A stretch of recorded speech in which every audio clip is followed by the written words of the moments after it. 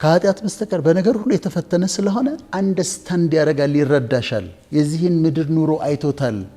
አብዛኛው ጸሎቴ እንደውም ፈቃድ ይሆንልኝ፣ አንተ ደስ ያለህ፣ አንተ የመረጥክልኝ፣ አንተ የወደድከው ላይፍ ስታይል፣ አንተ የመረጥከው አኗኗር፣ አንተ የመረጥከው ቦታ ይሁንልኝ። በቃ አንተ ያልከው ነው። በቃ በጣም የምፈልገው ነገር እሱም ፈቃድ ነው። የሚያኖረኝ ኑሮ እኖራለሁ፣ የሚያበላኝ እበላለሁ፣ የሚያኖረኝ ቦታ እኖራለሁ፣ ላይፌን አክሴፕት አደርጋለሁ። እሱ ፈቃድ ነው። ኢንጆይ ያደርገዋለሁ በጣም። እዛ ፊት ሞቷል ማለት ነው። ወይ የራሱ ኃጢአት አስቆጥቶታል እግዚአብሔር፣ ወይ የህዝቡ ኃጢአት አስቆጥቶታል። ስለዚህ ይቀሰፋል። ይሄ ለኔ ማይንድ ብሎዊንግ ነው። በቃ አሜሪካ ካንሳስ ነው ቴክሳስ፣ ካንሳስ ሲቲ ነው ቴክሳስ፣ ሂውስተን ዳላስ ምናምን ያሉበት ኦስተን ሂውስተን ዳላስ እዛ አካባቢ አንድ የተፈጠረ ታሪክ ልንገርሽ። 3 ጓደኛሞች ናቸው። አንዱ በጸሎት ያምናል፣ ሁለቱ በጸሎት አያምኑ እና ቤት ሊገዙ ነው። እና ቤት ሲገዙ እሱ ይጸልያል። የቱ ጋር ልግዛ እግዚአብሔር ሆይ ምናምን እያለ ይጸልያል። ከዛ ሲጸልይ እነሱ አንዳንዱን ነገር እኮ በማይንድ ተጠቀም እንጂ ዩዝ ዩር ማይንድ፣ ሁሉ ነገር ጸልይ፣ ሁሉ ነገር የእግዚአብሔር ፈቃድ ስላለህ እንዴ ይሉታል። ሁሉ ነገር ዲት ነው። በቃ ቤቱን እናያለን፣ ቫልዩን ቼክ እናደርጋለን፣ እንገዛለን። አይ እኔ ጸልዬ ነው አለ። ከዛ 3ቱም ቤት ገዙ። አንድ አይነት ቤት ነው የገዙት። የተለያየ ሰፈር ነው ግን የገዙት። ያ አንደኛው ጓደኛ እዛ ጋር ገዛ፣ አንደኛው እዛ ጋር ገዛ። ይሄ ደግሞ በነገር ሁሉ ጸልያለሁ የሚለው ደግሞ እዚህ ጋር ገዛ። እዛ አንድ አይነት ቤት ነው ያገኙት። ይስ ያሉት ማይንድህን መጠቀም ነው። እንደውም ያንተስ የኛ ሰፈር እኮ ካንተ ይበልጣል ይሻላል አሉት። እኛ የገባንበት ሰፈር ልክ ነው ግን በቃ እሱ የመረጠልኝን የገዛሁት አለ። ምንም ዲፍረንስ የለውም፣ ቤቱ አንድ አይነት ነው። አንዳንዴ ማይንድህን ብቻ ተጠቀም ዝም ብለህ እንደው ምናምን አሉት። በአመቱ ይሄ የሚጸልየው ሰውዬ ጸልዮ የገዛው ጋር እዛ ሰፈር አንድ ካምፓኒ መጣ። ካምፓኒው መጣና ደብዳቤ ጻፉለት፣ ልናናግርህ እንፈልጋለን በጣም ብሎ በትህትና። ከዛ ቢሮአቸው ጠሩት። ካምፓኒው ምንድነው? ነዳጅ የሚያወጣ ካምፓኒ ነው። ከዛ እኛ እንደዛ ነው የምንሰራው፣ ሪፋይነሪ ነው የምንሰራው፣ ነዳጅ ነው የምናወጣው። እና እያጠናን ነበር። መሬቱን ስናጠና አንተ ቤት ያለበት አካባቢ ከስር ነዳጅ አለ፣ ኦይል ክምችት አለ። አንተና እዛ አካባቢ እዛች ሰፈር እሱ ያለበት አካባቢ እና በቃ ፌቨር ልንጠይቅህ ነው የመጣ ነው። ምንድን ነው እሱ? ይሄን ቤት ትሰጠናለህ፣ እኛ አፍርሰነው እዛ አካባቢ እንትን ሪፋይነሪ እናወጣለን፣ ዘይት እናወጣለን። ለአንተ ከዚህ እኩል የሆነ ቤት ሌላ ቦታ እንሰጥሃለን። በካንት ከዚህኛው እኩል የሆነ ቤት ሌላ ቦታ እንሰጥሃለን። ከዛ በተጨማሪ ይሄን ቤት የገዛህበትን ዋጋ 10 እጥፍ ስጦታ እንሰጥሃለን አሉት። ቤቱን አዲስ ቤት ተመሳሳይ እንሰጥሃለን። ከዛ ይሄን የገዛህበትን ቤቱን የገዛህበትን ዋጋ 10 እጥፍ እንሰጥሃለን አሉት። ኢማጂን አሁን $100,000 ገዝቶት ከሆነ $1 ሚሊዮን እንሰጥሃለን፣ ሌላ ቤት ደግሞ እንሰጥሃለን አሉት። ጓደኞቹን አስቢያቸው። እውነት ነው፣ እኩል ነው ቤት የገዙት፣ እውነት ነው፣ አንድ አይነት ነው። የእሱ ግን ከስሩ ከቤቱ ስር ግን መሬቱ የሚፈለግ መሬት ነው። ተመሳሳይ ቤት ተሰጥቶት ያወጣውን 10 እጥፍ ተሰጥቶት ሰውየው ሀብታም ሆነ። ምረጥልኝ ማለት ጥሩ ነው። ምረጥልኝ፣ አንተ የመረጥከው ሴት ላግባ፣ እሷም ደግሞ አንተ የመረጥክልኝን ወንድ ላግባ። አሁን አንድ ሰው ምስኪን ትመስላለች፣ ሴቷ ለምሳሌ ምስኪን ትመስላለች። ከዛ ግን እግዚአብሔር የመረጠልኝ እሷን ነው ብሎ ያገባል። በአእምሮም ያመዛዝናል እንትን ይላል። ግን እሷ ውስጥ ሀብት አለ፣ ውስጧ የሚገርም ነገር አለ። ውስጧ ስታያት ምስኪን ነች፣ ግን ውስጧ ግን የሚመነዘር ብዙ ነገር አለ። ወይም እሱ ደግሞ ስታየው ምንም በቃ ሀብታም አይደለም፣ ምን አይደለም፣ ግን ውስጡ ግን ሀብት አለ፣ ነገ የሚመነዘር እግዚአብሔር የሚመነዝረውና ፈቃድ ትሁንልኝ ማለት በጣም ጥሩ ነው። ማቹሪቲ ነው ወይ ማቹሪቲ፣ አሜሪካኖች ደግሞ በሌላ ነው፣ መብሰል ነው። የምናልፍባቸው መንገዶች ያበስሉናል። እኛ ፈቃደኞች ከሆነን የምናልፍባቸው እሳቶች ያበስሉናል። የምናልፍባቸው መከራዎች ያበስሉናል። ፍቅር ዩኒቨርሲቲ ትምህርት አያበስልሽ። አያበስልም። የኮሌጅ ትምህርት አያበስልም። ብዙ ስራ መስራትና ሀብት ማካበትም አያበስልሽም። ኢቭን መጽሐፍቶች በጣም ይረዱሻል፣ የተወሰነ ኮንትሪቢዩሽን አላቸው፣ ግን አያበስሉሽም። ላይፍ ነው የሚያበስለው። የምታልፊባት መንገድ ነች የምታበስለው፣ ወደ ማቹሪቲ የምታመጣሽ። እና ይሄ የልጅነት ባህሪያችንን መሻር፣ ኢማቹር የሆኑ አክሽኖችን መተው፣ ማኩረፍ፣ ዝም ብሎ መነጫነጭ፣ ተጣላ ምናምን ኢማቹር የሆኑ ነገሮችን ማስወገድና እንደበሰለ ሰው፣ እንዳደገ ሰው፣ አደልት እንደሆነ ሰው እንደዛ መመላለስ ያስፈልገና ይሄም ሌላ ማጣፈጫ ነው። እኔ በህይወቴ የጠቀመኝና በጣም ጥሩ ነው ብዬ የምለው ስፒሪቹዋሊቲ ነው። ስፒሪቹዋሊቲ መንፈሳዊነት ነው። ምን አለ ጌታ ሲናገር? እግዚአብሔር መንፈስ ነው፣ ከዛ በእውነትና በመንፈስ ይሰግዱለታል አለ። እኔ ውስጥ መንፈስ አለ፣ እግዚአብሔር መንፈስ ነው። በእውነትና በመንፈስ ሰግድለታለሁ፣ በእውነትና በመንፈስ አመልከዋለሁ፣ ወርሺፕ አደርገዋለሁ። እሱ ከቅዱስ አምላክ ጋር በየእምነታቸው ከቅዱስ ከሆነው አምላክ ጋር ፌሎሺፕ ታደርጊያለሽ፣ ህብረት ታደርጊያለሽ። ስለዚህ መጸለይ፣ ማመስገን፣ ማምለክ፣ ቅዱስ መጽሐፍትን ማንበብ፣ ማሰላሰል፣ ከሱ ጋር ኮኔክትድ መሆን፣ በፊቱ መመላለስ፣ መስገድ፣ እንደዚህ መንፈሳዊ ፕራክቲሶች እኔ ህይወቴን አጠፍተውልኛል። በጣም ነው ያጣፈጡልኝ። በጣም ነው ፕራክቲስ የማደርጋቸው።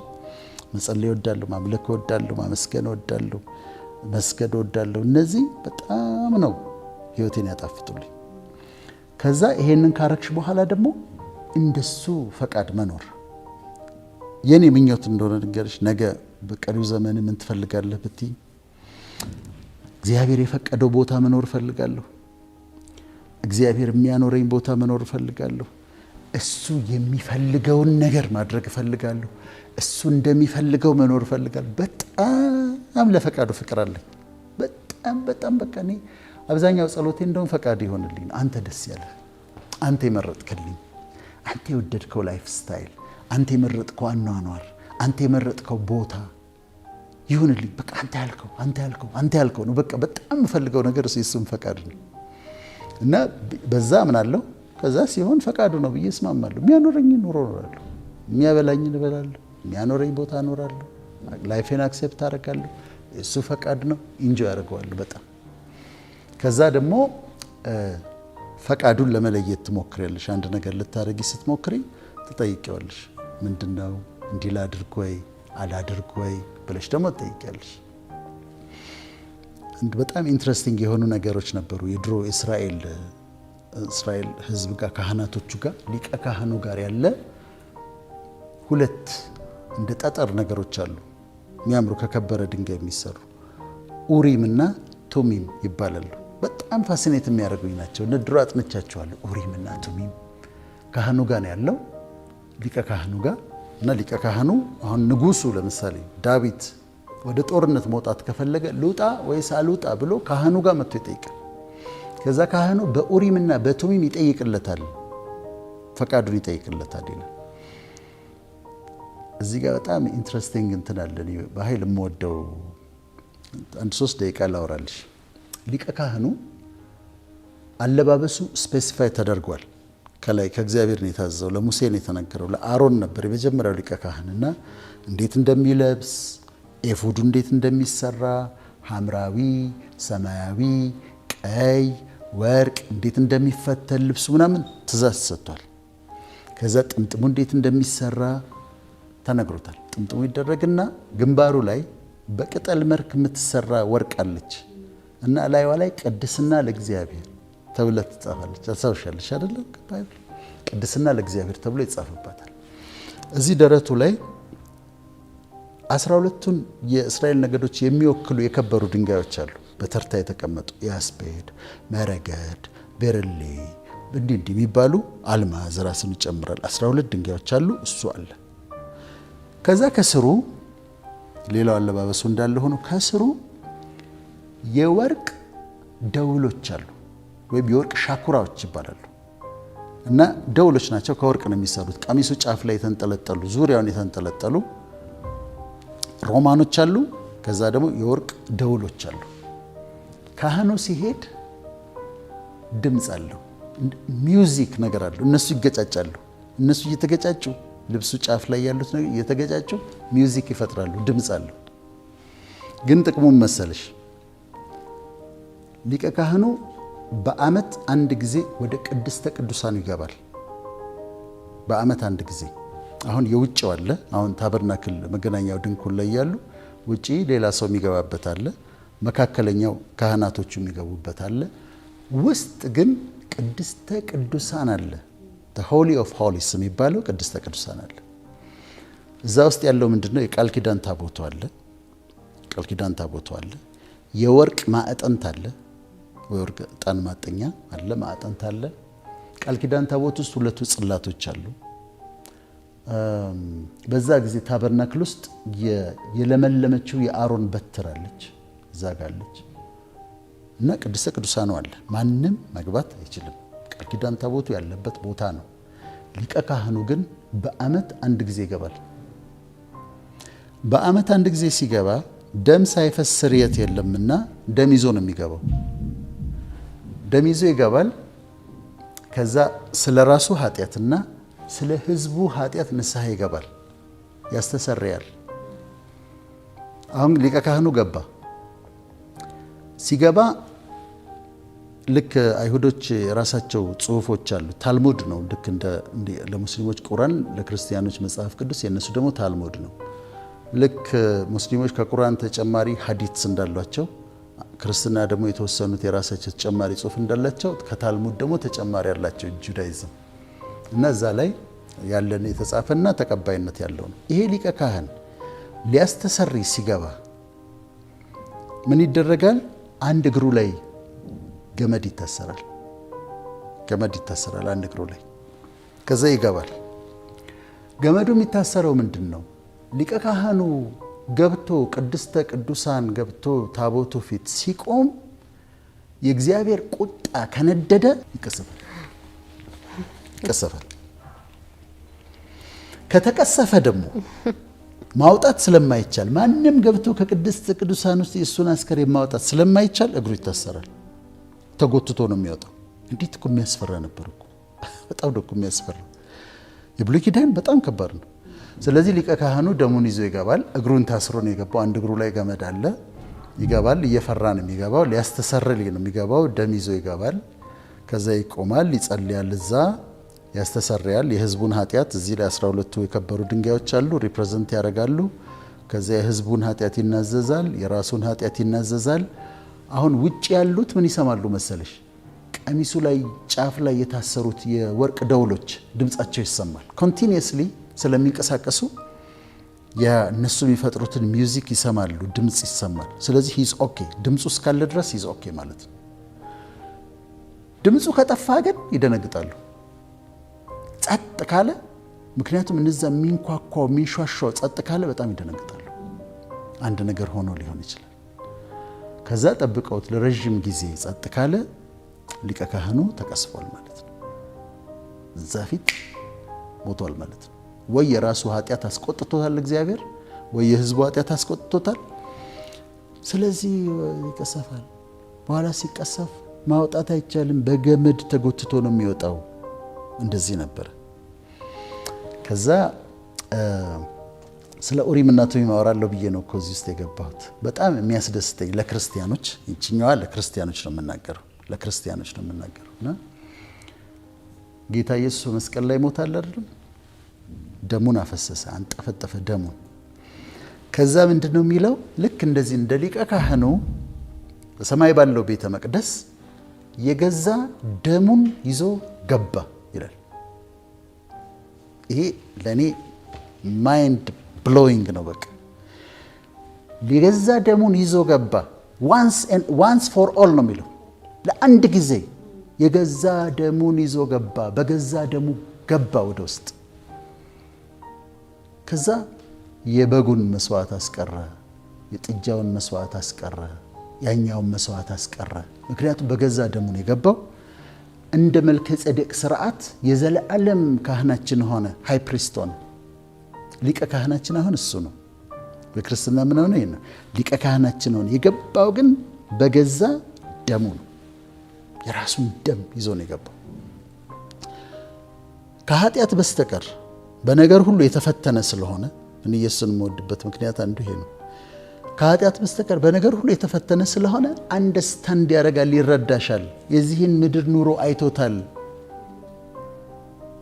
እና ይረዳዋል። የምታልፊበትን ድካሙን ያውቀዋል፣ ረሃቡን ያውቀዋል፣ የሰዎችን ክፋት ያውቀዋል፣ ድካሙን ያውቀዋል። እና ሊቀ ካህን ኃጢአታችን አንድ ጊዜ የሚያስተሰርይ ሊቀ ካህናችን ሆነ።